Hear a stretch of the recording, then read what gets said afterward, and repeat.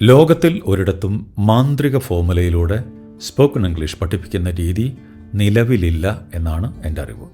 വല്ലപ്പോഴും അങ്ങനെ കിട്ടുന്ന hello how are you, I am fine, thank you, ഈ ഒരു 5 വാചകം പറഞ്ഞതുകൊണ്ട് എന്തെങ്കിലും ഗുണം നിങ്ങളുടെ സ്പോക്കൺ ഇംഗ്ലീഷിൽ ഉണ്ടാകുമോ? നിങ്ങൾ കൊടുക്കുന്ന പണത്തിനനുസരിച്ച്, അതാണ് ഇവിടെ കാര്യം.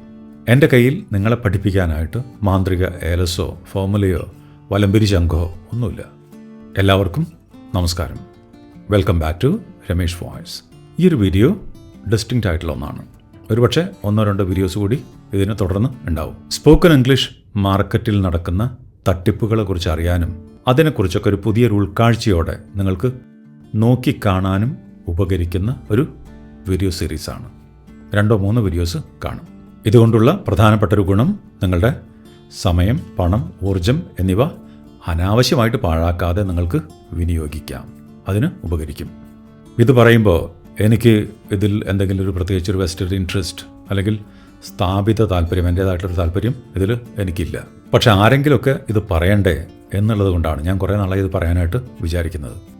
നമ്മൾ മലയാളികളുടെ കാര്യത്തിൽ പണക്കാരനും പാവപ്പെട്ടവനും പണ്ഡിതനും പാമരനും ഒക്കെ ഒരുപോലെ പറ്റിക്കപ്പെടുന്ന അത്തരം ന്യൂസുകൾ ഒരുപാട് നമ്മൾ കാണാറുണ്ട്, കേൾക്കാറുണ്ട്. പക്ഷെ എന്നിട്ടും അത് തുടർന്നുകൊണ്ടേയിരിക്കുന്നു. സ്പോക്കൺ ഇംഗ്ലീഷ് മേഖലയും അതിൽ നിന്ന് വ്യത്യസ്തമല്ല എന്നാണ് എനിക്ക് തോന്നിയിട്ടുള്ളത്. സ്പോക്കൺ ഇംഗ്ലീഷ് പഠിക്കാനായിട്ടുള്ള മാന്ത്രിക ഫോർമുലകൾ, ടെക്നിക്സ്, പിന്നെ രഹസ്യ ഫോർമുലകൾ, അതുപോലെ സൂപ്പർ താരങ്ങളും സോഷ്യൽ മീഡിയ ഇൻഫ്ലുവൻസേഴ്സും ഉണ്ടാക്കുന്ന കോലാഹലങ്ങൾ, ഇതൊക്കെ നിറഞ്ഞാടുന്ന നമ്മുടെ സ്പോക്കൺ ഇംഗ്ലീഷ് രംഗത്തെ ചില തരികിട പ്രവണതകളെ തുറന്നു കാണിക്കേണ്ടത് എൻ്റെ ഒരു കടമയാണെന്ന് ഞാൻ വിശ്വസിക്കുന്നു.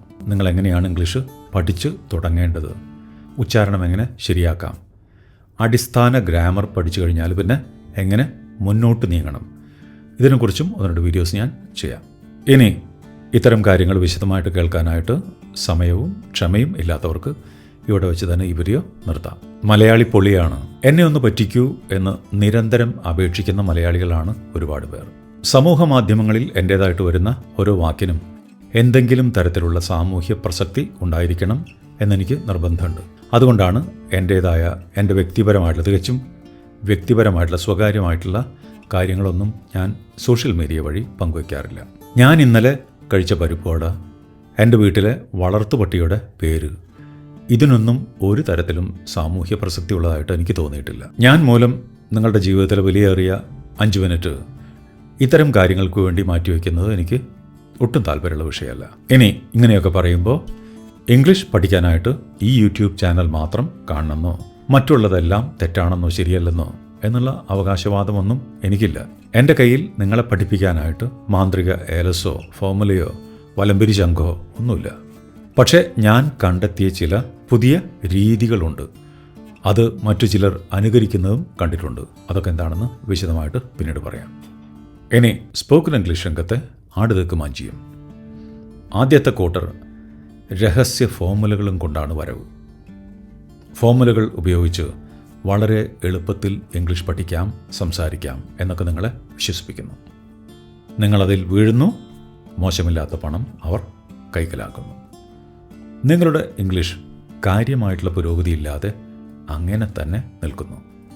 ലോകത്തിൽ ഒരിടത്തും മാന്ത്രിക ഫോർമുലയിലൂടെ സ്പോക്കൺ ഇംഗ്ലീഷ് പഠിപ്പിക്കുന്ന രീതി നിലവിലില്ല എന്നാണ് എൻ്റെ അറിവ്. ഇനി എൻ്റെ ജീവിതത്തിൽ ഉണ്ടായ ഒരു രസകരമായിട്ടുള്ളൊരു അനുഭവം ഞാൻ പങ്കുവയ്ക്കാം. വളരെ വർഷങ്ങൾക്ക് മുൻപ് ഇത്തരം അത്ഭുത ഫോർമുലകളുമായിട്ട് ഒരു സ്പോക്കൺ ഇംഗ്ലീഷ് ടീച്ചർ രംഗത്തെത്തി. നിർഭാഗ്യവശാൽ അവർ എനിക്ക് പരിചയമുള്ള കുറച്ച് ആളുകളുടെ വെല്ലുവിളി ഏറ്റെടുത്തു. ടീച്ചർക്ക് ഏതാനും മലയാളം സെൻറ്റൻസസ് കൊടുത്തു. ടീച്ചർ ഫോർമുല ഉപയോഗിച്ച് അത് ട്രാൻസ്ലേറ്റ് ചെയ്യാനായിട്ട് ശ്രമിച്ചു. പക്ഷേ നടന്നില്ല. ടീച്ചറുടെ മാന്ത്രിക ഫോർമുല ടീച്ചറെ തന്നെ ചതിച്ചു. വിളറി വെളുത്ത ടീച്ചറുടെ ശാരീരിക പ്രവർത്തനങ്ങളെ ചൂടുള്ള പഴംപൊരിയും പരിപ്പോടയും ഒരു ചായയും കൊടുത്ത് നോർമലാക്കി സമാശ്വസിപ്പിച്ച് വിട്ടു. ഇത് ഉണ്ടായതാണ്. അതുകൊണ്ട് ചങ്ങാതിമാരെ, നിങ്ങൾ ഇനിയെങ്കിലും വിശ്വസിക്കൂ. ലോകത്തൊരിടത്തും ഇംഗ്ലീഷ് പഠിക്കാൻ ഒരു മാന്ത്രിക ഫോർമുല നിലവിലില്ല. ഒരു തമാശയ്ക്ക് അതൊക്കെ അറിയാനായിട്ട് ശ്രമിക്കാം, പക്ഷെ അതുകൊണ്ട് ഇംഗ്ലീഷ് സംസാരിക്കാനായിട്ട് ശ്രമിച്ചാൽ നടക്കുമെന്ന് എനിക്ക് തോന്നുന്നില്ല. അപ്പോൾ അതുകൊണ്ട് എൻ്റെ ചങ്ങാതിമാരെ, ദയവായിട്ട് മാന്ത്രിക ഫോർമുലകളിൽ മയങ്ങി വീഴാതിരിക്കുക. അതിനുവേണ്ടി മാത്രമായിട്ട് കാശ് കൊടുക്കാതിരിക്കുക. ഇനി മറ്റൊന്ന്, സൂപ്പർ സിനിമാ താരങ്ങളും ചെറിയ താരങ്ങളും അതുപോലെ യൂട്യൂബ് സെലിബ്രിറ്റീസ് അവരും ഒക്കെ കൂടി നിങ്ങളോട് ഇംഗ്ലീഷ് പഠിക്കൂ, ആംഗ്ലീഷ് പഠിക്കൂ, ഇത് പഠിച്ചാൽ നിങ്ങൾക്ക് 10 ദിവസം കൊണ്ട് പച്ചവെള്ളം പോലെ പറയാം, അതുപോലെ അത് പഠിച്ചാൽ നിങ്ങൾക്ക് സായിപ്പിനെ കവച്ചു വയ്ക്കാം. ഇത്തരം പരസ്യ കോലാഹലങ്ങളുമായിട്ട് വരുന്ന കൂട്ടരാണ്. ഈ സെലിബ്രിറ്റീസിന് കൊടുക്കുന്ന കാശിൻ്റെ കണക്ക് വെച്ച് നോക്കിയാൽ അറിയാം, അത് അനേക ലക്ഷങ്ങൾ വരും. അപ്പോൾ അത്തരം കോഴ്സുകൾ നിങ്ങൾ വാങ്ങുമ്പോൾ ആ താരങ്ങൾക്ക് അവർ കൊടുത്ത സംഖ്യയിലേക്ക് നിങ്ങളും ഒരു വിഹിതം കൊടുക്കുകയാണ്. ഒരു കോഴ്സിന് 5,000, 8,000, 10,000 ഒക്കെ വാങ്ങുന്ന കൂട്ടരുണ്ടത്രേ. ഒരു കാര്യം ശരിയാണ്, സൂപ്പർ താരം പറയുന്ന കോഴ്സ് വാങ്ങി നിങ്ങൾ പഠിക്കുമ്പോൾ നിങ്ങൾക്ക് തീർച്ചയായിട്ടും അതിഭയങ്കരമായിട്ടുള്ള, അതായത് അന്നേ വരെ മൂടി വയ്ക്കപ്പെട്ട ചില കാര്യങ്ങൾ നിങ്ങൾക്ക് കിട്ടും. എനിക്കൊരു കാറുണ്ട്, ഐ ഹാവ് എ കാർ. അവൾക്കൊരു സ്കൂട്ടറുണ്ട്, ഷീ ഹാസ് എ സ്കൂട്ടർ. ഇത്തരം ചില അത്ഭുതകരമായിട്ടുള്ള കാര്യങ്ങൾ നിങ്ങൾക്ക് പറയാനായിട്ട് കഴിയും, ഇതൊക്കെ പഠിക്കാനായിട്ട് കഴിയും. ഇത് പറയുമ്പോൾ എൻ്റെ മറ്റൊരു അനുഭവമുണ്ട്. ഇത് കോവിഡിന് മുമ്പാണ്. ഒരു international language learning, English learning ബ്രാൻഡാണ്. അവർ എന്നെ സമീപിക്കുന്നു. അവർ എന്നോട് പറയുന്നു, എൻ്റെ വീഡിയോസിനിടയിൽ 1 മിനിറ്റോ 2 മിനിറ്റോ, കൃത്യമായിട്ടുള്ള സമയം എനിക്ക് ഓർമ്മയില്ല, അവരുടെ ഈ ബ്രാൻഡിനെ കൂടി ഉൾപ്പെടുത്തി എന്തെങ്കിലും പറയണം. ഒരു തവണ പറയാനായിട്ട് 30,000 rupees, അതായത് 30,000. അങ്ങനെ 4 വീഡിയോസിന് ഉള്ള കോൺട്രാക്റ്റ് സൈൻ ചെയ്യാം. അതായത് 1,20,000 രൂപ. ഞാനൊരു ധനവാനല്ലാത്തതുകൊണ്ട് ആ സംഖ്യ അത്ര മോശമല്ല.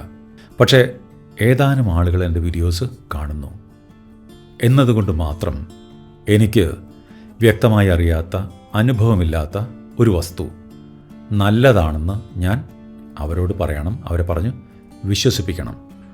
അത് ഒരു ശരിയല്ല എന്ന് എനിക്ക് തോന്നി. അതുകൊണ്ട് തന്നെ ഞാൻ ആ ഓഫർ നിരസിച്ചു. ഈ ലോകത്തിലെ ലക്ഷറി വസ്തുക്കളൊന്നും എനിക്ക് വേണ്ടി ഉണ്ടാക്കുന്നവയല്ല എന്ന തിരിച്ചറിവ് ഏതാനും വർഷങ്ങൾക്ക് മുൻപ് തന്നെ എനിക്കുണ്ടായിട്ടുണ്ട്. അതുകൊണ്ട് ഇത്തരം തീരുമാനങ്ങൾ എനിക്കെടുക്കാൻ എളുപ്പമാണ്. പക്ഷേ താരങ്ങളും സെലിബ്രിറ്റികളും മനസ്സാക്ഷി ഭദ്രമായിട്ട് വീട്ടിൽ പൂട്ടി വെച്ചിട്ടാണ് പുറത്തിറങ്ങുന്നത്. അതുകൊണ്ട് അവർക്ക് അതൊന്നൊരു പ്രശ്നമല്ല. അറിയാത്ത എന്തിനെക്കുറിച്ചും അവർ വെറുതെ ഒരു 4 വാചകം പറയും, ലക്ഷമോ കോടിയോ വാങ്ങി പോകും. അവരത് മറക്കും. ആ പണം കൊണ്ട് അവർ പുതിയ കാറുകൾ വാങ്ങും, 25 ലക്ഷവും ഒക്കെയുള്ള വാച്ച് കെട്ടി വീണ്ടും നിങ്ങളുടെ മുൻപിൽ നമ്മുടെ മുൻപിൽ വീഡിയോസിലൊക്കെ വരും. നമ്മളൊക്കെ അതിൻ്റെ കീഴെ വീണ്ടും നല്ല ഇമോജികളൊക്കെ ഇട്ട് അവർക്ക് വീണ്ടും പ്രോത്സാഹനം നൽകി ആവേശഭരിതരാക്കും. അവരെ ഒന്നുകൂടി സന്തോഷിപ്പിക്കും. അതുകൊണ്ട് അത്തരം വമ്പൻ സെലിബ്രിറ്റീസൊക്കെ എന്തെങ്കിലുമൊക്കെ വിളിച്ചു പറയുമ്പോൾ നിങ്ങൾ അധ്വാനിച്ചുണ്ടാക്കിയ കാശ് കൊടുക്കുമ്പോൾ ഒന്ന് ശ്രദ്ധിക്കുക, തിരിച്ചെന്ത് കിട്ടും എന്നുള്ളത് വ്യക്തമായിട്ട് അറിയുക. ഞാൻ പരസ്യരംഗത്തുള്ള ഒരാളാണ്. അപ്പോൾ അതുകൊണ്ട് ഇതൊന്നും നിയമവിരുദ്ധമല്ല. പക്ഷേ ഏതെങ്കിലും ഒരു സെലിബ്രിറ്റി എന്തെങ്കിലും പറയുന്നതുകൊണ്ട് നമ്മൾ കഷ്ടപ്പെട്ടുണ്ടാക്കിയ പണം ചിലവാക്കുക എന്ന് പറയുന്നത് അത്ര ബുദ്ധിപരമായിട്ടുള്ളൊരു കാര്യമല്ല എന്നാണ് എനിക്ക് തോന്നുന്നത്. പിന്നെ വരുന്നു മറ്റൊരു കൂട്ടർ. ഓരോ ലേണർക്കും, ഓരോ പഠിതാവിനും ഇംഗ്ലീഷ് സംസാരിക്കാനായിട്ട് ഓരോ ടീച്ചർ, ഓരോ അധ്യാപകൻ അല്ലെങ്കിൽ അധ്യാപിക, ഇത് വളരെ ആകർഷകമായിട്ടുള്ള, അട്രാക്റ്റീവായിട്ടുള്ള പരസ്യവാചകമാണ്. തീർച്ചയായിട്ടും ഇംഗ്ലീഷ് പഠിക്കാൻ വരുന്ന ഓരോ ആളുടെയും സ്വപ്നമാണ് ഇംഗ്ലീഷിൽ ആരെങ്കിലുമൊക്കെ ആയിട്ട് സംസാരിക്കാനായിട്ട് കഴിയുക. അങ്ങനെ സംസാരിച്ചുകൊണ്ട് സ്പോക്കൺ ഇംഗ്ലീഷ് പഠിക്കുക. പക്ഷേ ഇത് നടക്കുന്ന കാര്യമാണോ? അപ്പം നമുക്ക് ഇൻ്റർനെറ്റിൽ നിങ്ങൾക്ക് ഒന്ന് സെർച്ച് ചെയ്താൽ അറിയാം. നിങ്ങൾക്കൊരു ഇംഗ്ലീഷ് ടീച്ചർ, നല്ലൊരു മോശമില്ലാത്തൊരു ടീച്ചർ വേണോ? 1-on-1 ക്ലാസ്സിൽ നിങ്ങൾക്ക് അങ്ങനത്തെ ഒരു ക്ലാസ് 1 മണിക്കൂറിന് വേണമെങ്കിൽ 1 മണിക്കൂറിന് 2,000, 2,500 മിനിമം നിങ്ങൾ കൊടുക്കേണ്ടി വരിക. ഒരൊറ്റ ക്ലാസ്, 1 മണിക്കൂറിൻ്റെ ക്ലാസ് 2,000 മുതലാണ് ആരംഭിക്കുക. അതുകൊണ്ട് തന്നെ ഇത് നടക്കുന്ന കാര്യമാണോ ഒന്ന് ചിന്തിച്ച് നോക്കണം. ഇപ്പോൾ 2,000 5,000 വിദ്യാർത്ഥികളുള്ള അത്തരമൊരു പ്രസ്ഥാനത്തിന് എത്ര അധ്യാപകർ വേണ്ടി വരും? ഇനി ഒരു അധ്യാപകൻ 5 മിനിറ്റോ 10 മിനിറ്റോ ഒരു വിദ്യാർത്ഥിക്ക് വേണ്ടിയിട്ട് ചിലവഴിക്കാമെന്ന് വെച്ചാൽ എത്ര പേരെ അയാൾക്ക് അറ്റൻഡ് ചെയ്യാൻ പറ്റും ഒരു ദിവസം?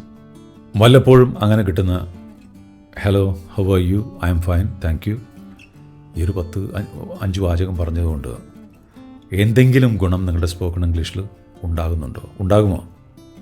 നിങ്ങൾ കൊടുക്കുന്ന പണത്തിനനുസരിച്ച്, അതാണ് ഇവിടെ കാര്യം. അതുകൊണ്ട് സാമാന്യ ബുദ്ധി വെച്ച് ചിന്തിക്കുക, ഉത്തരം കിട്ടും.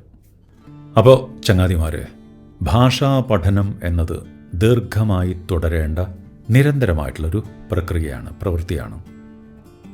80% അതിൽ നിങ്ങളുടെ പ്രയത്നമാണ്, നിങ്ങളുടെ ആവേശമാണ്, നിങ്ങളുടെ അന്വേഷണമാണ്.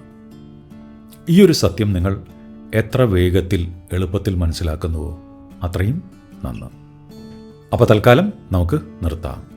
അടുത്ത വീഡിയോയിൽ ഇംഗ്ലീഷിൻ്റെ കാര്യത്തിൽ പല തലങ്ങളിൽ നിൽക്കുന്ന നിങ്ങൾ ഓരോരുത്തരും ഈ ഭാഷയെ എങ്ങനെയാണ് സമീപിക്കേണ്ടത് അത് നമുക്ക് നോക്കാം. Thank you. All the best.